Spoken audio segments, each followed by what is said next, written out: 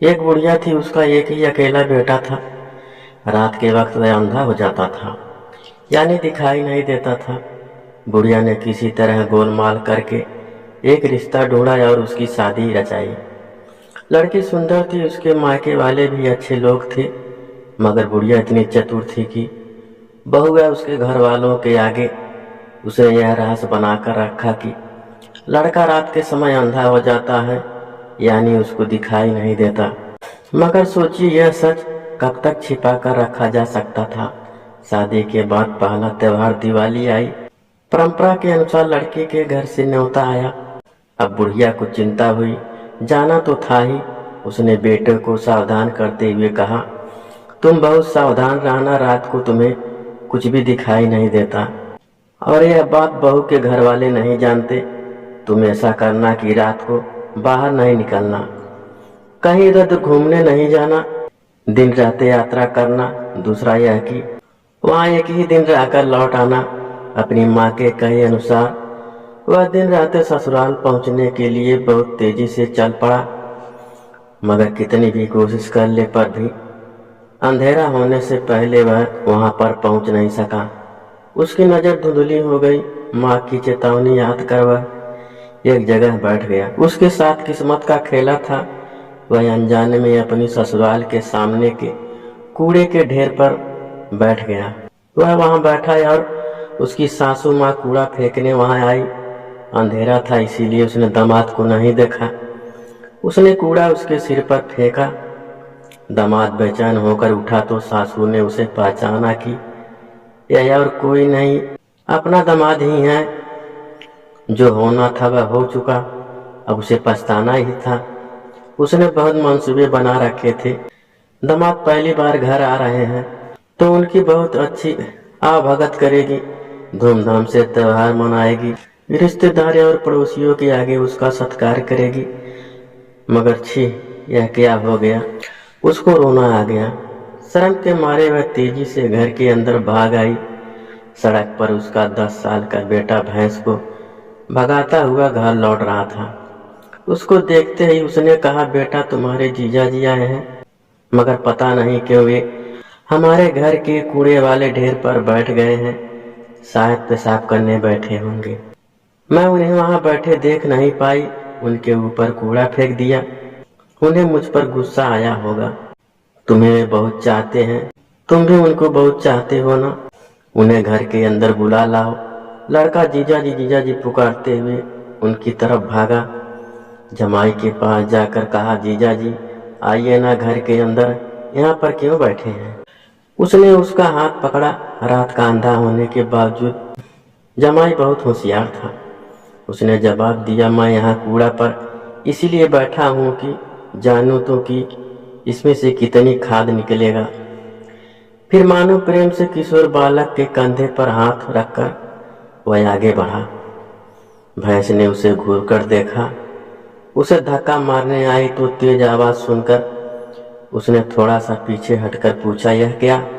लड़के ने जवाब दिया, है हमारी भैंस है, मैं उसे चराने ले गया था। उसको तो अपना दोस्त छिपाना था। कहा वो, यह भैंस बहुत बड़ी है।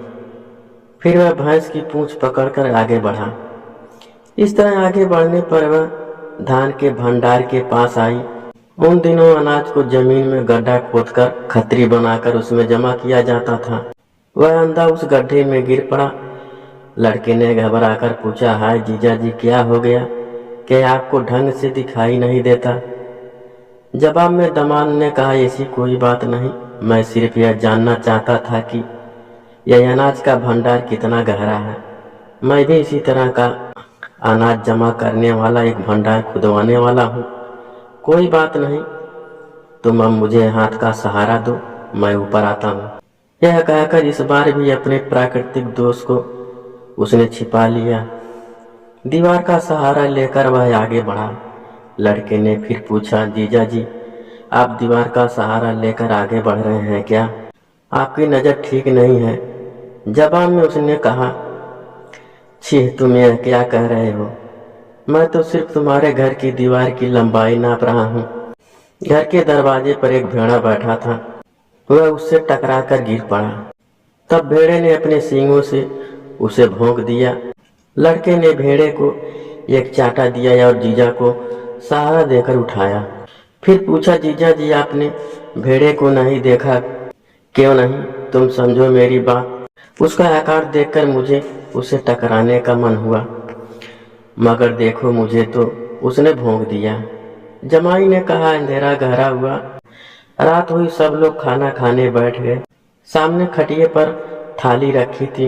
त्योहार के अवसर का बढ़िया भोजन था, तो सासू जी स्वयं परोसने आ गई। विशिष्ट संदर्भों पर खूब सज धज कर काम करती हैं। सासू जी नुपुरे और चूड़ियां पहनकर परोस रही थी। चूड़ियों की खनखनाहट से जमाई साहब ने समझा कि भेड़ा दोबारा आया है। वह डर गया। घबराहट में आवाज सुनकर उस तरफ अपनी प्लेट उठाकर फेंकी। वह प्लेट सास के पांवों पर लगी। वह घबराहट में रसोई की तरफ भागी। सासू को लगा कि जमाई गुस्से में सबसे बदला ले रहे हैं। एक तो यह कि उसके सिर पर कूड़ा डाल दिया था, और दूसरी वजह यह कि बेटी को परोसने भेजना था। फिर बेटी ने खुद उसे खाना परोसा। रात को खाना खाने के बाद पति पत्नी दोनों कमरे में लेटे, बाकी लोग नीचे बाहर के बरामदे में लेटे थे। ऐसा हुआ कि आधी रात को उसे पेशाब करने का मन हुआ। अंधेरे में लड़खड़ाते हुए दीवार का सहारा लेकर किसी तरह मैं पिछवाड़े तक गया। काम पूरा होने पर उसे मकान का दरवाजा नहीं दिखा। भटक कर वह उस जगह पहुंचा जहां पर सासू जी सो रही थी। यह सोचकर कि वह अपनी पत्नी है, उसने सासू के पांव छू दिए। अंधेरे में सासू जी ने समझा कि कोई चोर है। उसने चिल्लाकर पूछा, कौन हो? उसे अपनी गलती का एहसास हुआ। मैं हूँ, मैं हूँ, उसका जवाब था। सासू माँ ने पूछा, आप हैं? आधी रात में आप यहाँ क्यों आए हैं? उसने कहा, मैंने खाने की थाली आपके ऊपर फेंक दी थी। मैं आपसे क्षमा मांगने आया हूँ। मुझसे गलती हो गई, मुझे माफ कर दीजिए। जमाई की बात सुनकर सासू जी बहुत बेचैन हो गई। कहने लगी, कोई बात नहीं, आप अब अपने कमरे में जाकर सो जाइए। उधर आधी रात में इस शोर को सुनकर उसकी पत्नी की समझ में नहीं आया कि बाहर क्या हो रहा है। उसे सिर्फ यह पता था कि उसका पति पेशाब करने गया हुआ है। उसने सोचा, माफी तो सुबह भी मांगी जा सकती है।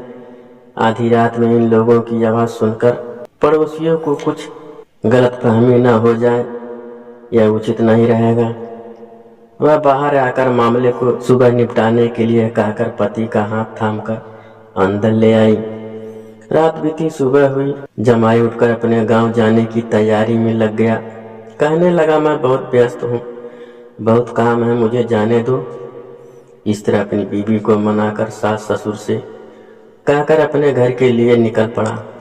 किसी को भी पता नहीं चला कि वह रात का अंधा है। अपने इस कुशल व्यवहार पर खुशी मनाते हुए वह भी अपने गांव लौट आया।